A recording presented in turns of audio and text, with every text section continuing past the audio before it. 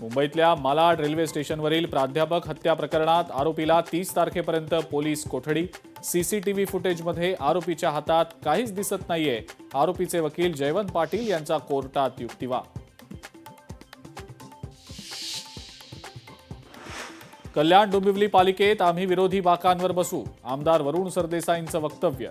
तर मनसेनं निर्णय घेण्याआधी आमच्याशी एकदा तरी चर्चा करायला हवी होती। वरुण सरदेसाईंकडे उघडपणे नाराजी व्यक्त।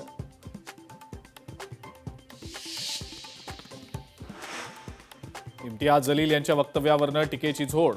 हिरव्या सापांना औरंगजेबाच्या बाजूला दफन करणार, मंत्री नितेश राणेंचा इशारा।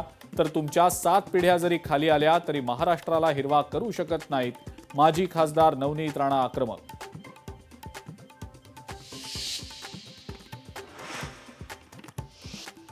भाजप आणि एमआयएम मध्ये स्क्रिप्टेड गेम सुरू। सुषमा अंधारेंचा आरोप। तर भाजपच्या झेंड्यात हिरवा रंग म्हणजे एमआयएम आहे का?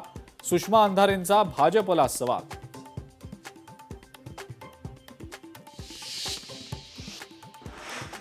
महापालिकांमधल्या सत्ता वाटपासाठी हालचालींना वेग। फडणवीस आणि शिंदेंमध्ये बैठक होण्याची शक्यता। शिवसेनेकडून मुंबईमध्ये 2.5 वर्ष महापौर पदाची मागणी। महाराष्ट्र सदन घोटाळ्यात छगन भुजबळांच्या निर्दोष मुक्तता प्रकरणात अंजली दमानियांचं उच्च न्यायालयाच्या मुख्य न्यायमूर्तींना पत्र। भुजबळांविषयी दिलेल्या निर्णयाला स्थगिती द्यावी, दमानियांची पत्राद्वारे विनंती।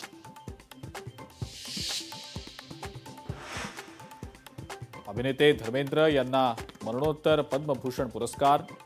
माजी राज्यपाल भगतसिंह कोश्यारी यांना पद्मभूषण पुरस्कार। तर रोहित शर्मा आणि हरमनप्रीत कौर यांना पद्मश्री जाहीर। पद्म पुरस्कारांची घोषणा। देशातल्या 45 मान्यवरांचा सन्मान। महाराष्ट्रातील लोकनाट्य आणि कृषी क्षेत्राला बहुमान।